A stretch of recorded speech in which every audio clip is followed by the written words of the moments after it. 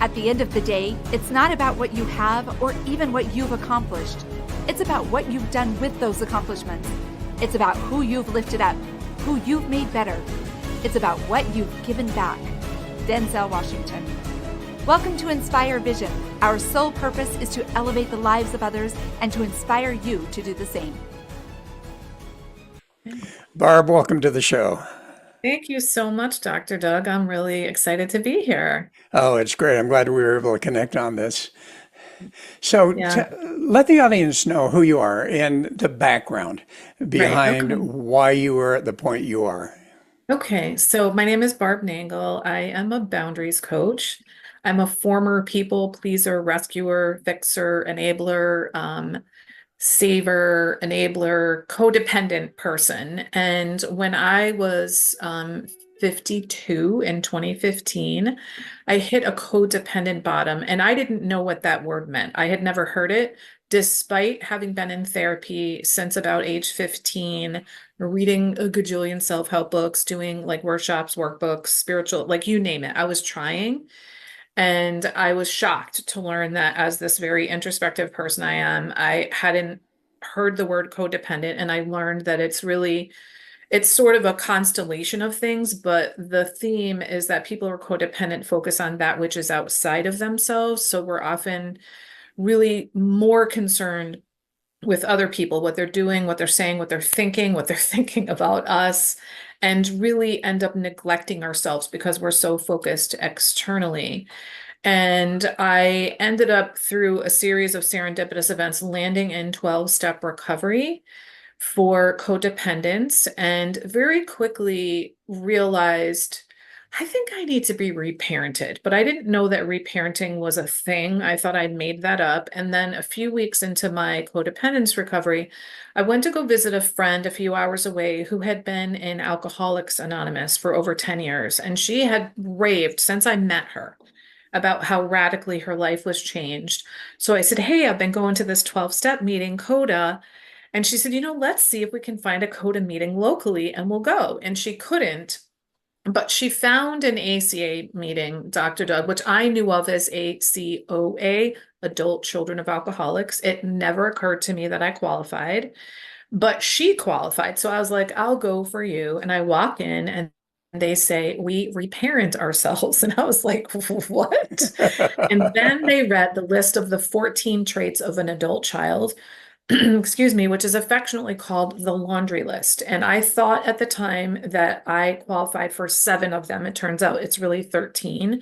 I was in such denial about my own dysfunction and the dysfunction of my family. And I learned in this meeting that the name of the group is actually Adult Children of Alcoholics and Dysfunctional Families. So for that program, I qualified. So I started going to that program. And about a year into it, I decided to let go of CODA because it wasn't a great fit.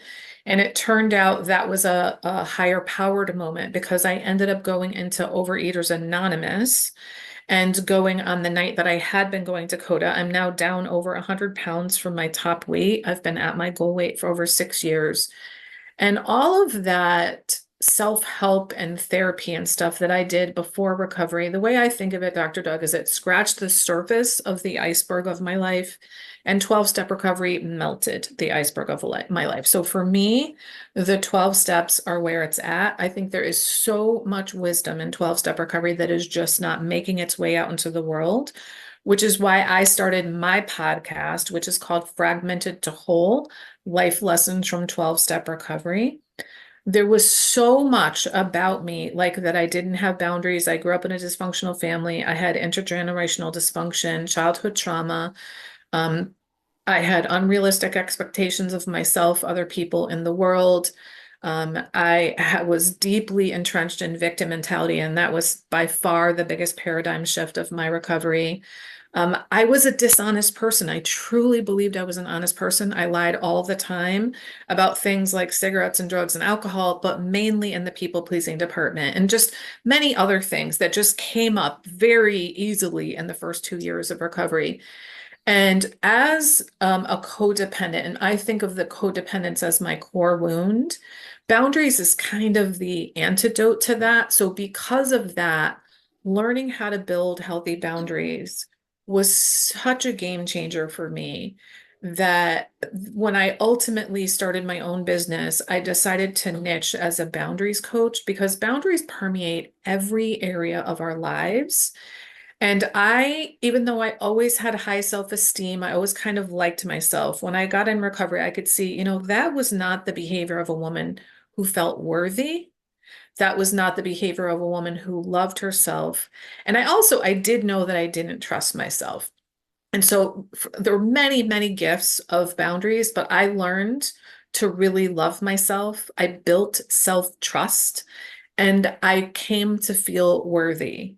And I had been in a string of dysfunctional romantic relationships my entire life.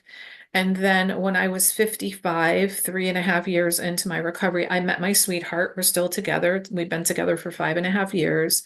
And I am in a very healthy, loving, wonderful relationship with this man that I just was not capable of in the past. But I thought that it was them the whole time. So I could go on and on. I feel like I've given you enough sort of fodder Okay. here to understand, my story and my transformation and that sort of thing, and why I do what I do. You have, and one of the things that I want to really, if you don't mind, and if it's not too sensitive, and you can say no if you want Mhm. to, but what I find is for a lot of listeners that have experienced just horrific childhood situations, you Mhm. tell me you were in therapy at a very young age. Are you okay to kind of share in general what you went through as a child? Because I want Mhm. people to be able to see that if they're Yeah. going through similar situations, that there is Mhm. hope. Yeah, absolutely. So, I want to answer that question by saying when I first got into ACA, I didn't know that it was a trauma recovery program. So it's a trauma recovery program where you reparent yourself and you use the 12 steps to recover. And I'm hearing trauma, and I was like, when I was 17, my dad tried to strangle me and I moved out, and it happened again when I was 18. I knew that that was traumatic, Dr. Doug. That was pretty clear. But I also was like, well, I was almost an adult. It wasn't childhood. So that doesn't count. And I kept hearing other people, and it was very clear to me that objectively, I did not have it as bad as the other people in the room. I didn't get physically abused other than the attempts to strangle me. I wasn't told that I was a piece of crap. I wasn't told I was going to amount to anything, but it was very clear that I had those traits that I mentioned. And then when I heard that the absence of good things happening can cause trauma, I was like, oh, that makes sense to me. And I've since heard that trauma can result from unmet needs. So that's when I stopped fighting against I belong here, even though I knew I belonged, but I just kept kind of making excuses for why I didn't. So what happened for me is what I call the drip, drip, drip of emotional invalidation. I was not really allowed to have the feelings that naturally came to me from sometimes being a scared little kid or a worried little kid. And my parents gaslit me. So I know that that's a term people are throwing around a lot lately. And for me, what that means is they would say things that were just not true. So I'll give you an example. My mom secretly smoked cigarettes. And one time, and as we knew it as kids, but of course we didn't talk about it. And that is really crazy making for children. But I remember one time my brother going into the room. She used to smoke in her bathroom off of her room. And he went into the room and he goes, "It smells like smoke in here." And she goes, "No, it doesn't. That's the bathroom spray." So this is what I remember, right? No, God only knows how many other times we were told what you perceive is not what's happening. And for me, Dr. Doug, the worst effect of growing up in a dysfunctional family was questioning my own perception. Is this real? Did this really happen? And how can you have a high quality life where you thrive when you question your own perception? Yes. about, do I trust my mom? Do I not? Is this real? Did this happen? That sort of thing. So that's really the description of what happened for me. And when I learned the term relational trauma, it was like things clicked into place for me. Like, oh, so it's not big T trauma, like a blunt event. It's little T trauma. That's something that happens continually over time. Well, and I think that we all go through that because I love the word perception. Because as you Mm. think of a child, what you went through, I would assume is, as you said, that perception of it's my reality. It then becomes I'm really not anywhere. I'm not worthwhile. I'm this type of thing. And many Mhm. children, and we're all guilty of this as parents. We will say Mhm. something not being aware that the perception of the child is going to Mhm. be far different than Mhm. what we were actually saying. So the words we use, the body language, all of those Mhm. types of things, the tonality, Mhm. I think are so important for parents to understand that you've Mhm. got to be aware of what is the child's perception, and maybe a little communication would help in that regard. Yeah. Yeah. One of And the, go ahead. I just want to add one other thing. I think a lot of that, like the innocent things that adults do with children, comes from the fact that kids are really concrete and adults are not. So when I was little, my great aunt always had candy at her house and she was single. And to me, candy was for kids. And I was like, why do you always have candy? And she said, I have a sweet tooth.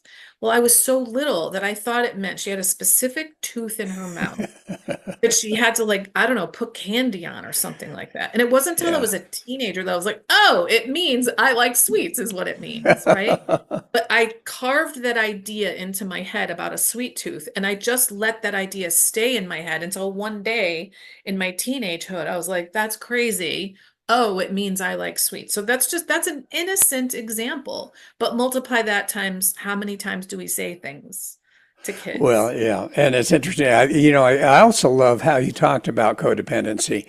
One of the interesting things that I have found is I'm a behavioral analyst also, so I Mhm. use very much an assessment to help people. And what I found is that there's a particular personality style that lends itself towards codependency. And it really is, when we get into it, we talk about ways of communicating, what's the greatest fear, what's the greatest strength, and so forth. Greatest fear with this particular personality is abandonment, Mhm. the relationships. And so they tend to stay in those relationships. And as you say, disregard boundaries because the Mhm. fear is greater. The fear of Mhm. abandonment is greater than the fear of the unknown.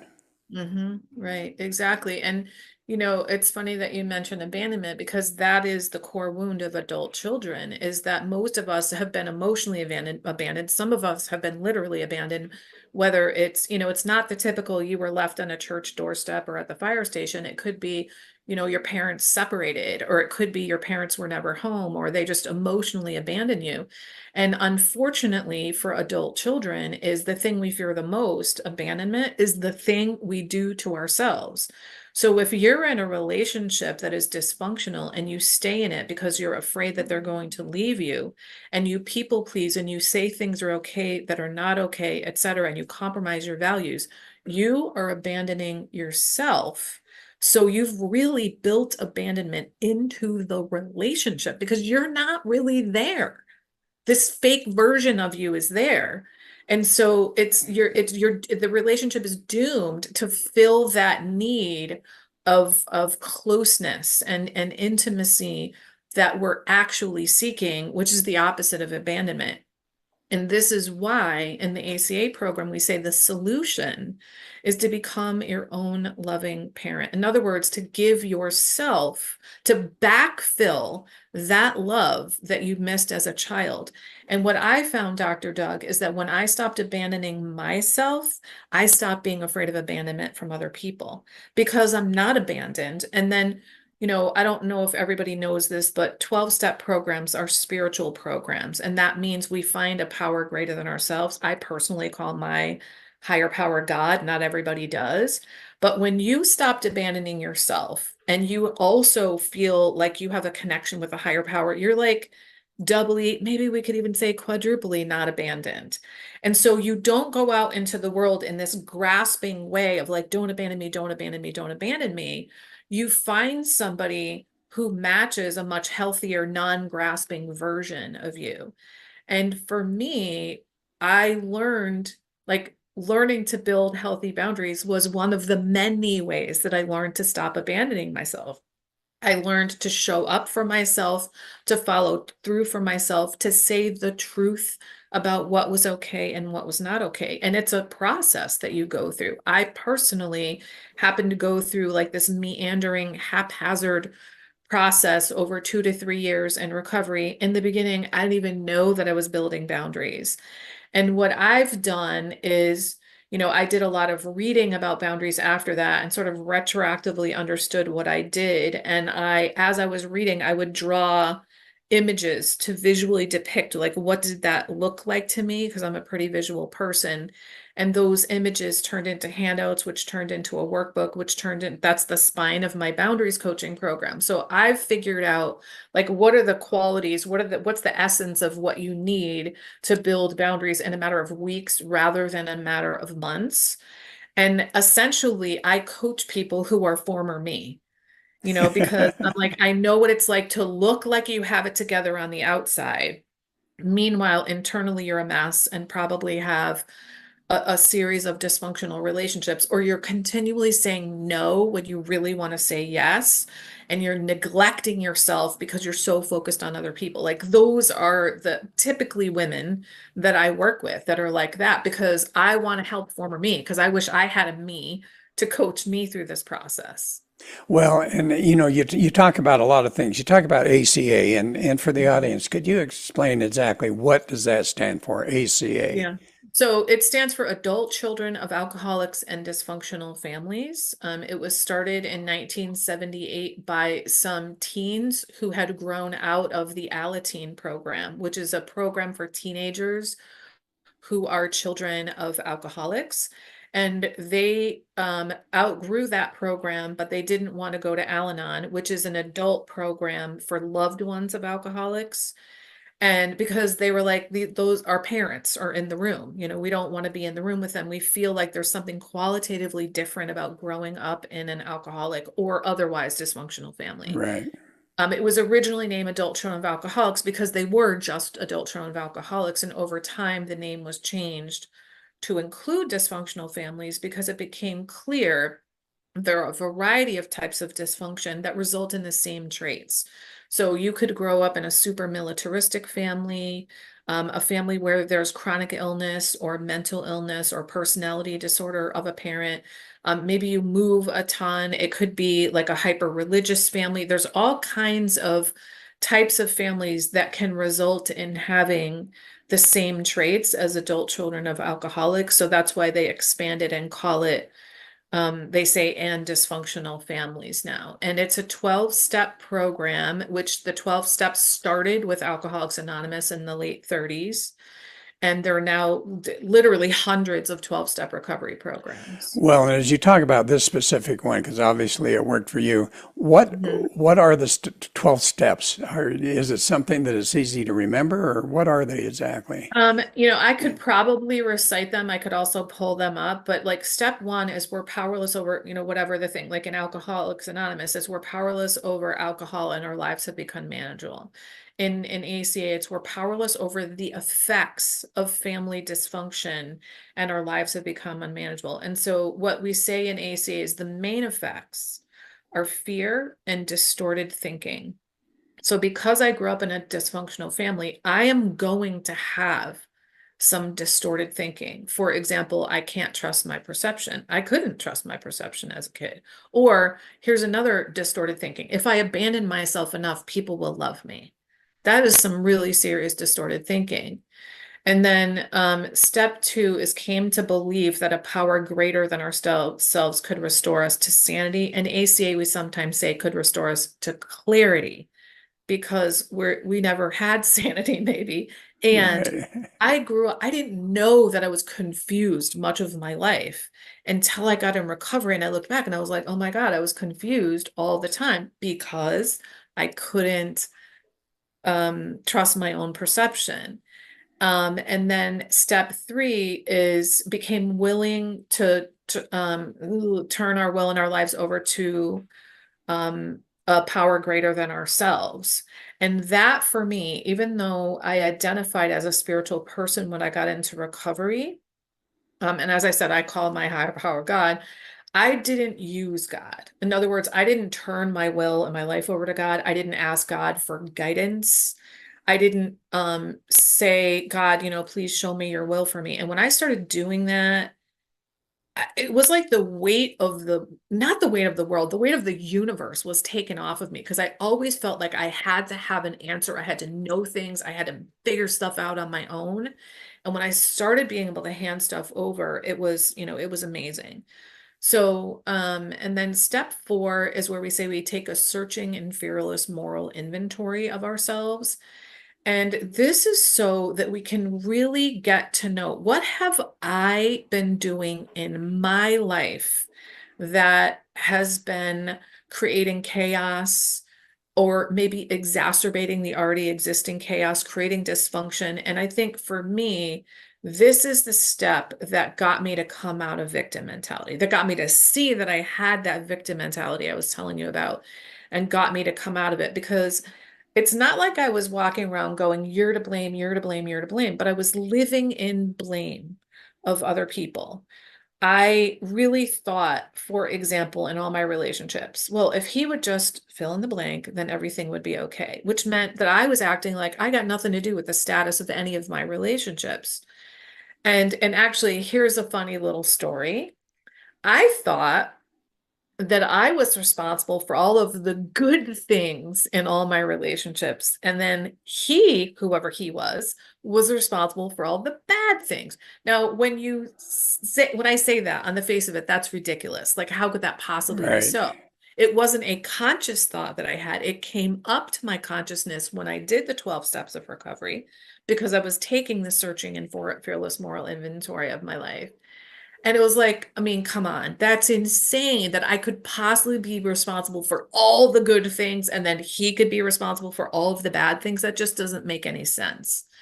And so I think that that has a lot to do with why I was able to come out of victim mentality. And the thing is, when you learn that you're the problem, you get to be the solution. So for some people, they learn they're the problem. They use it as a reason to beat themselves up. To me, it's empowering, because if I'm the problem, then I get to be the solution, and I get to stop waiting for other people to change. Well, and it's interesting as you're talking about this, you talk about step 4 where you're really doing that introspective work and really Mhm. accepting responsibility, which I think Mhm. is key for anyone.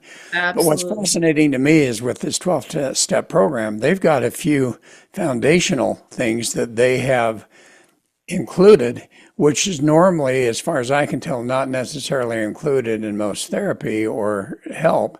And that's this whole sense of godliness and, that type of thing. Mhm. And do you find that people kind of push away against that? Have you observed that? Yeah, absolutely. So some people get really turned off by the whole higher power thing. And unfortunately, it is a deal breaker for some people, but I can also tell you, I have met numerous people, especially people that have been in recovery for decades, that came in as staunch atheists. And just by just saying, I'm going to put that aside right now and not worry, but I'm going to do the behaviors of the people who have what I want. So if those people pray, even if I don't believe it works, I'm going to start praying. If those people hand things over to a power greater than themselves, I'm going to do it. And they saw effects that were undeniable. And so, and what I say to people is, it just has to be a power greater than you. It does not have to be divine. It doesn't have to be, it could be nature, it could be universe, it could be the process of evolution, it could be entropy, it could be the ocean, like just something that is more powerful than you, that you can say, listen, I'm going to turn this over to you so that I can let go of responsibility. There are people who, even when they stay in recovery for a long time, continue to be staunch atheists, and they find other ways. Some people say it's the power of the group that is greater than me. It is the power of the 12 steps that is greater than me. Whatever they need to do. I know in my ACA program, there is a movement afoot of some people that are working to try to find some literature that is not grounded in higher power that works for them, and like all the power to them. My personal belief and experience based on what I've seen in my own recovery and all of the other people, I've been in ACA for 9 years and OA for 8 years. I don't believe that it's possible to really recover through the 12 steps without having some kind of a higher power. But I think that you really hit on something here. I think there's a few reasons why 12-step recovery is so powerful and why it worked so well for me, whereas nothing else did before. One is the spiritual nature of the program. Like, I'm part of something greater than myself, and I cannot deny that.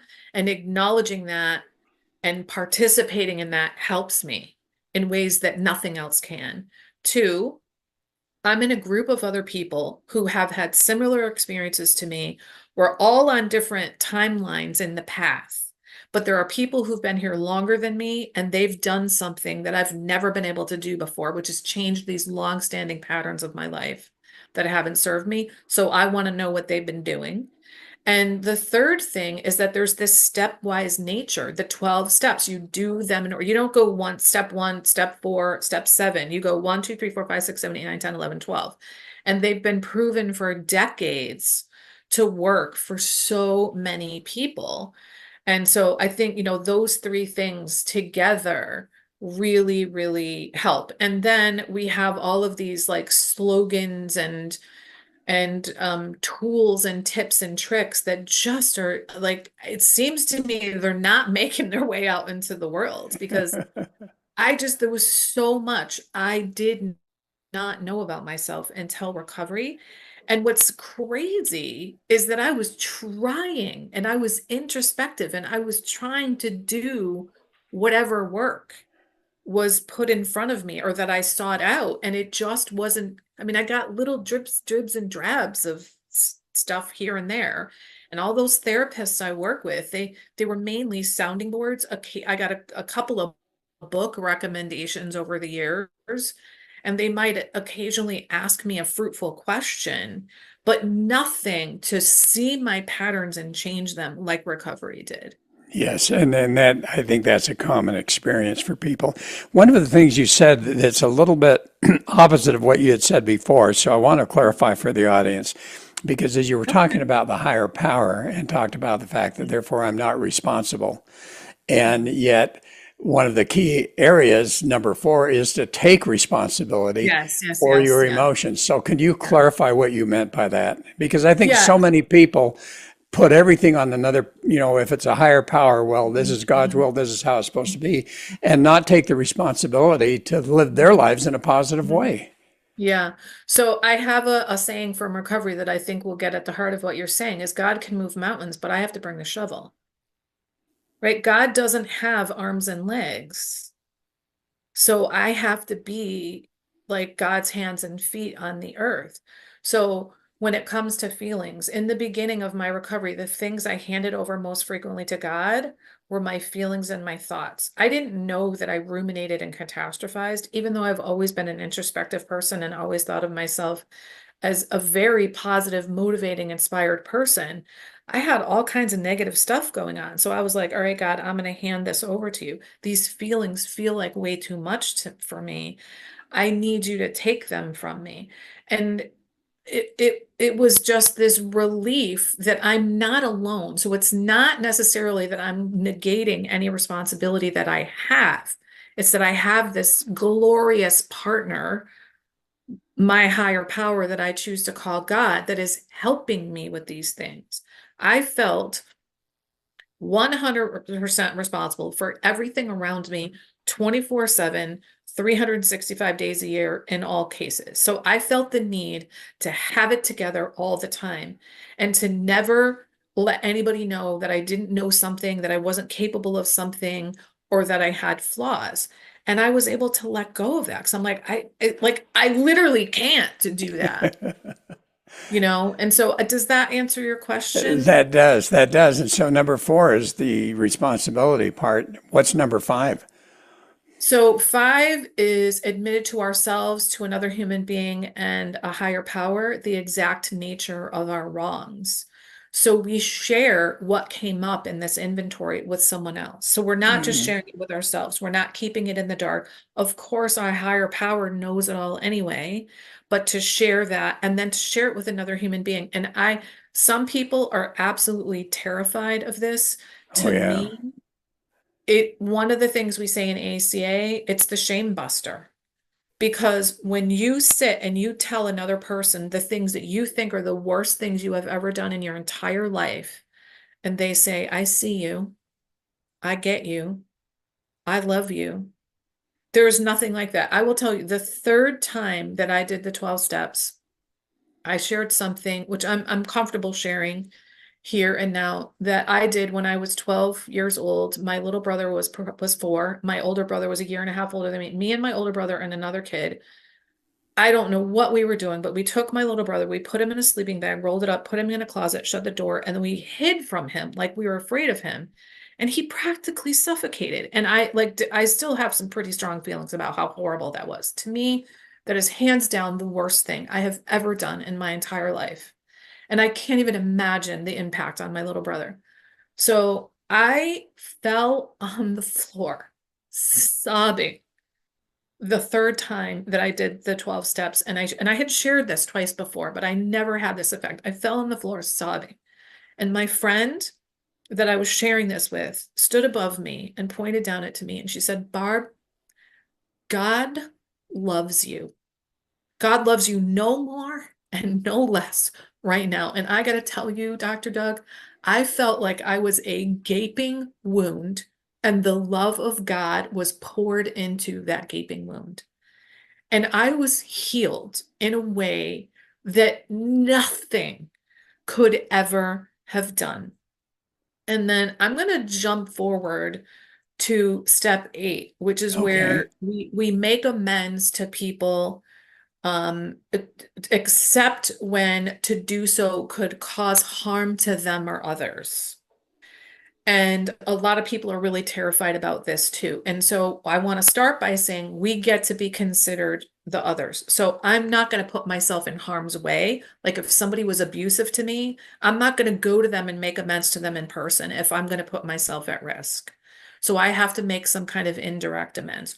What I found when I made amends for things was that I felt like I cleaned that stuff off of my soul. So I'll give you an example. There was a woman, a young woman, when I was in high school that I bullied. I didn't even have an awareness that that was bullying until I did the 12 steps. And there was another woman that I bullied in the workplace when I was a young adult. And I couldn't find these people. And I happened to, I think this was a higher power moment, run into a guy who was a retired private detective.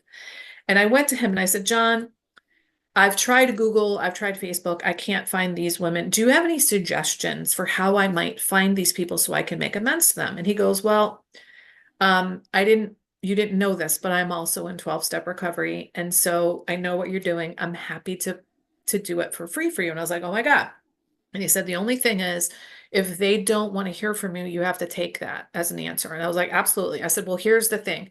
If they don't want to hear from me directly, then ask if they would be willing to allow me to write a letter that you give to them. So in 48 hours, he came back to me, Dr. Doug. One woman gave her phone number, and the other one said, give me a letter through Dr. Doug. So I gave him the letter on a Friday, and on Saturday, I called the woman, the phone number. I got her voicemail. When I hung up that phone, I started sobbing. I didn't even know that was coming. I just sobbed and sobbed and sobbed. And it was a sobbing of relief and of gratitude. That's when I had that feeling of I cleaned it off of my soul. And I was working with my sponsor in Overeaters Anonymous at the time. And he said to me, Barb, no wonder you've lost weight because you've lost weight. You've lost the weight of this burden.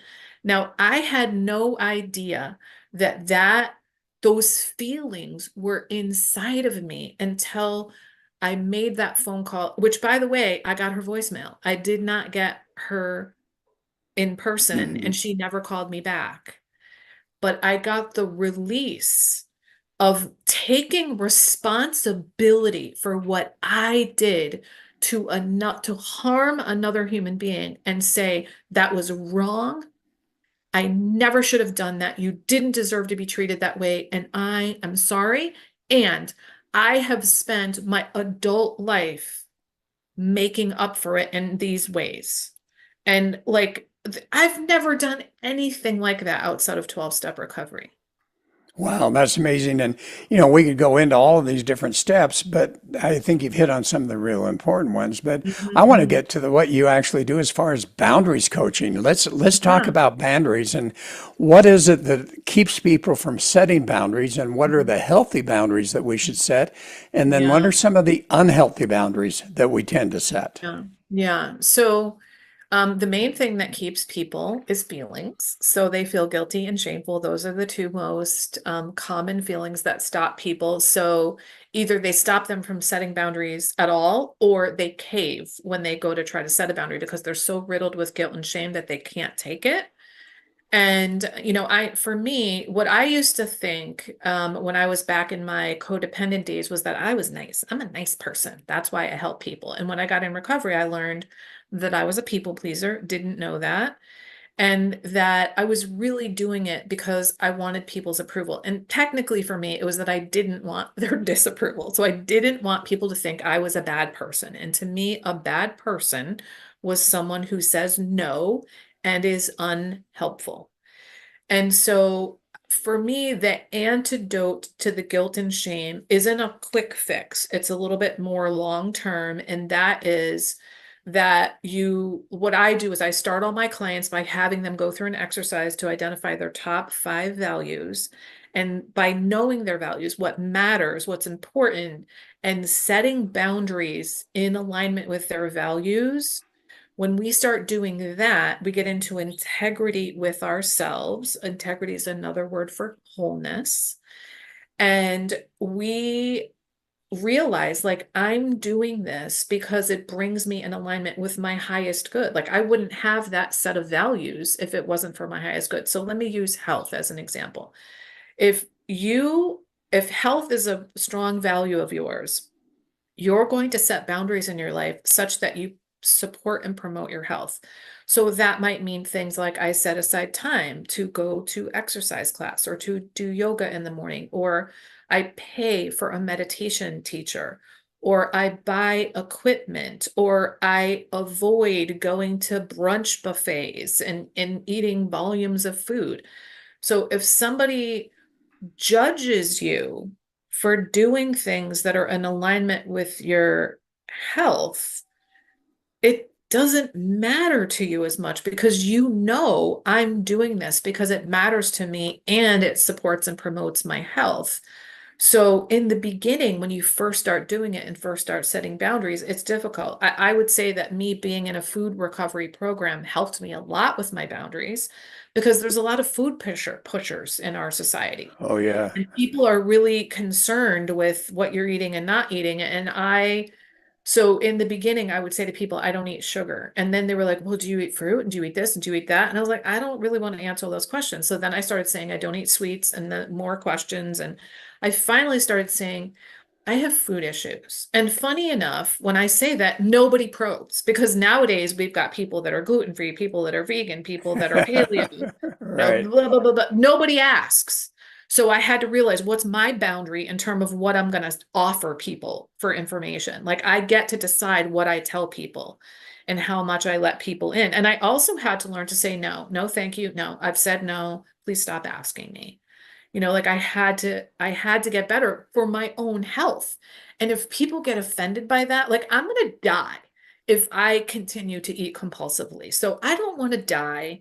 And that's more important to me than what you think of me. And so that the guilt and the shame are the main reasons that people stop because they have these ideas, like, for example, that I'm hurting someone by setting a boundary. And I think something I also learned in recovery was there's a difference between harming someone and hurting them. So it might hurt you to use a needle to take a splinter out of your finger, but it's not going to harm you. In fact, it's going to heal you. It might hurt someone's feelings to set a boundary with them. It's not going to harm them. It might heal the relationship because you're being honest with them about what's okay and what's not okay. There are some relationships you could actually lose by setting boundaries, and I am of the opinion that you probably should lose them if that's Yes, I was the going to case. say, so many Yeah. times we surround ourselves with people, and you comment about original values and boundaries set based on those values, and then also boundaries that we tend to set because we think that's what we need to do. So in one case, we are literally at the effect of our environment, and the Mhm. other side of the coin is that you literally are in control of your Mm. environment. Yeah. And you find a lot of people tend to be at the effect where they're Oh, setting boundaries absolutely. because that's what they think people need. Well, I think that when we're at the effect of life, that is victim mentality. That is the belief that the world is acting on me and that I don't have a say and I can't have an impact. So when we, like one way we say in ACA is we become an actor rather than a reactor in our life, or we act on life rather than reacting to it. So it is true that there are sometimes you're going to set a boundary as a reaction. And I think that would be like if something just came at you and you weren't expecting it. But most of the time, boundaries are proactive. And I think, a myth about boundaries is that they're walls. And I will say, like, if you have a violent or toxic or inebriated person in your life, you need a wall with that person. So in cases like that, yes, a boundary is the wall. Most of the time, boundaries are not like walls. They're really flexible. And one metaphor that I use, which many people do, is that a boundary is like having a fence with a gate in it. And the gate opens from the inside only. In other words, you're the gatekeeper. And if someone is trampling on your property, it's because you let them Let them in. in. They climbed the fence, you let them in. And so you're in charge. If they're trampling on your property, then it's up to you to do something about it. You have to provide some kind of a consequence. Like, what are you going to do if they don't honor your boundary? And so often, people don't honor a boundary because they don't believe you, because you've never done it, or they forgot, or maybe they have horrible boundaries themselves. And so it's really your job to enforce them. And so in some circumstances, all you're going to do is just repeat it and they'll be like, "Oh, okay." But sometimes we have to change something. So I'll give an example probably everybody can identify with. Nowadays, it's really uncommon for people to smoke in other people's houses. So we Right. don't typically have to have a rule that we state out loud, no smoking in my house. So if somebody walks in your house and they light up a cigarette, you might say, "Hey, we don't allow smoking in our house." And if they continue to smoke and you do nothing, it's not really a boundary because you're not doing anything about it. But if it's an actual boundary, then the consequence would be that you ask them to put it out and not smoke again. And if they won't put it out, then you walk them out the door. And perhaps you say, "I'm afraid you're not going to be invited back again because you can't honor my request to not smoke in my house." Like that's a pretty obvious one that most people can understand, but it's the same with other things. And where it gets tricky is where we're telling ourselves this is my boundary, but we're actually trying to control other people. So I'll give you an example of my own recovery. So when Okay. I got into recovery and I started building boundaries, I thought that I could just say, "This is my boundary," and then people would respect it. So my older brother is a very loud person and he like lives and breathes politics. And even though he and I agree politically, I'm done. I don't want to talk about it. I don't participate in the news and politics because it's not good for my mental health. So I thought I could just say, "Hey, I really, your loudness is hurting my ears. Can you talk quieter?" He's not capable. I'm really not interested in talking about politics. Let's talk about something else. He's literally not capable, Dr. Doug. He's just not. And so I realized, oh, I'm the one that doesn't want to talk politics. I can't turn him into a quiet person. I can't turn him into a person that doesn't talk politics. So what am I going to do about it? Well, what I did was I spent less time with him. So that meant I saw him less frequently and I saw him for shorter periods of time because I literally can't control him. I cannot turn him into a person that talks quietly and doesn't talk politics. And so that's an example of, in the beginning, I was trying to control him by saying, talk quietly and don't talk politics. That's not possible. So then what am I going to do? And so I can let go of being annoyed at him and resentful of him because he talks so loud and he talks politics all the time, because that's who he is. I get to accept him. And as the Serenity Prayer says, I get to accept the things I cannot change. And I need the courage to change the things I can. So I didn't tell him I'm going to stop coming less frequently and for shorter periods of time. I could have said, if you don't stop talking politics, I'm not going to come around as much. But I chose not to, because that's what I wanted. I didn't feel like I needed to explain. And I'm pretty clear. He's incapable of not talking about politics. Wow, that's a great example. And as we get to the close here, this has been amazing. Time goes by so quickly. It does. I can't believe it. Floors me. Yeah. It floors me. So if there was a message you really want to share with the audience, just in a short message, what would that be?